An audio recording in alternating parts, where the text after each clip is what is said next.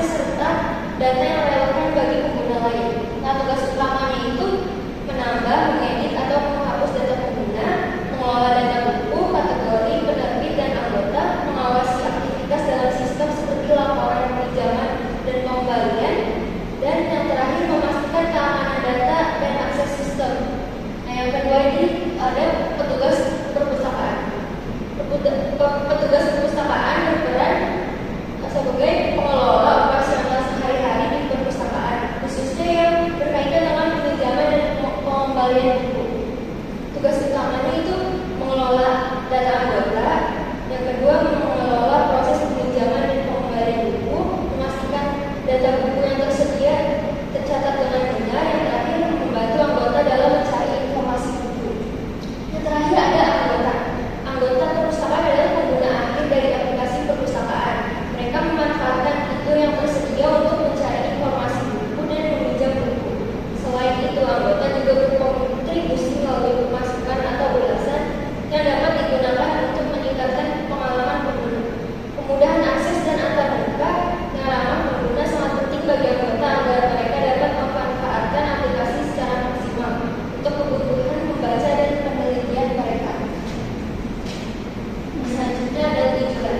Tujuannya yang pertama mengimplementasi konsep database management.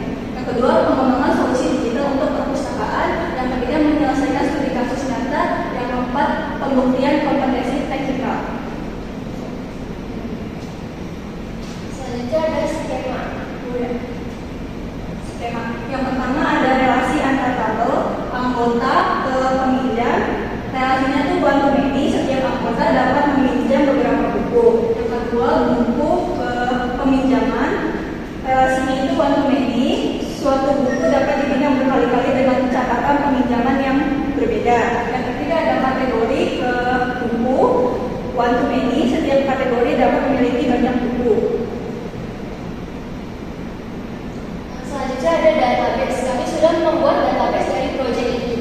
Yang pertama, pembuatan database dibuat dengan query create database namespace. Kemudian untuk menggunakan database-nya kita harus use namespace. Nah, ini ada tabel yang pertama itu anggota. Nah, tabel anggota ini digunakan untuk menyimpan data pada anggota. Nah, di tabel anggota ini ada kolom ID anggota, nama anggota, jenis kelamin, email, nomor telepon, dan alamat. Nah, selanjutnya ada tabel buku. Tabel ini menyimpan data buku yang tersedia di perpustakaan. Isinya ada ID buku, ID kategori, judul, pengarang, penerbit, dan tahun. Selanjutnya ada kategori. Tabel ini menyimpan data kategori buku. Dalam tabel ini ada ID kategori dan nama kategori. Jadi selanjutnya ada tabel user. Tabel user menyimpan data pengguna sistem aplikasi. Nah, di dalam tabel user ini ada ID, nama, username, password, dan level. Nah, selanjutnya ada peminjaman. Nah, tabel ini mencatat data peminjaman buku oleh anggota. Di dalamnya ada ID peminjaman, ID buku, ID anggota, tanggal peminjaman, dan tanggal pengembalian.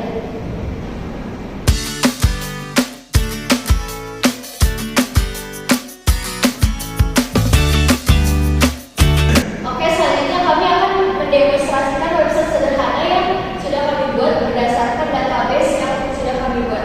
Oke, jadi ini adalah halaman dashboard.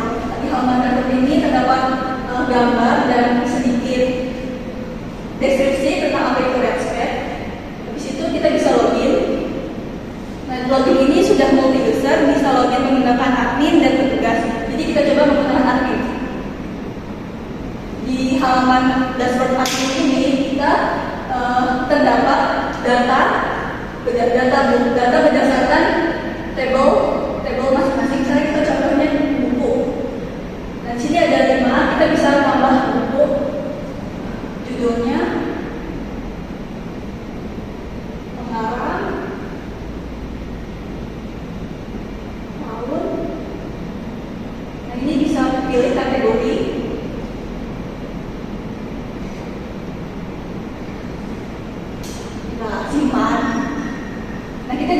mengedit, misalnya yang tadi kita buat bisa diedit, misalnya nama pengarang yang kita main.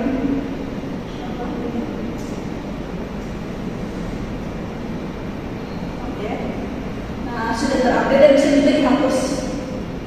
Kita coba hapus. Nah, terus yang kedua ada tabel kategori.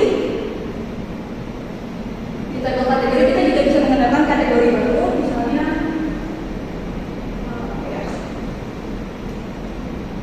novel.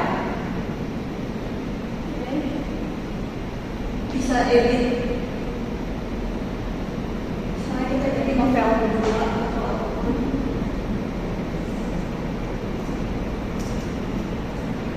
Oke, update.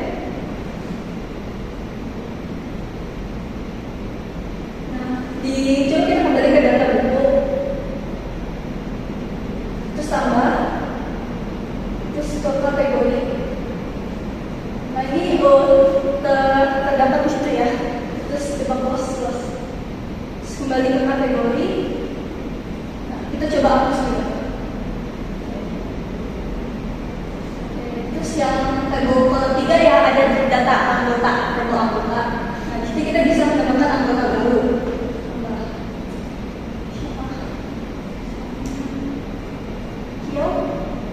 Kita bisa memilih perempuan atau laki-laki, emailnya.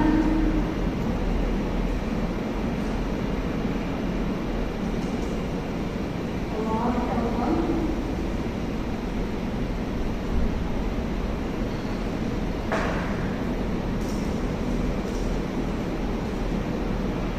Oke, disimpan. Di situ kita bisa edit juga nih. Bisa edit misalnya ambil ganti rumah samping Alfamart. Pindah dia Alfamart, diupdate bisa, terus dihapus juga, bisa dihapus. Oke. Terus tabel selanjutnya ada tabel peminjaman. Nah admin ini di tabel peminjaman itu hanya bisa melihat apakah si peminjam ini sudah dikembalikan atau belum. Jadi dia cuma bisa lihat ulang. Habis itu ke tabel insert. Nah di user ini kita bisa menambahkan petugas baru, misalnya apa? Sekarang boleh. Sekarang pasarnya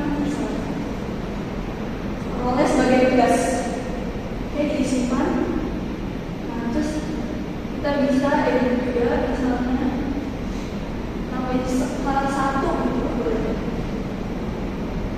Teroleh dari kalau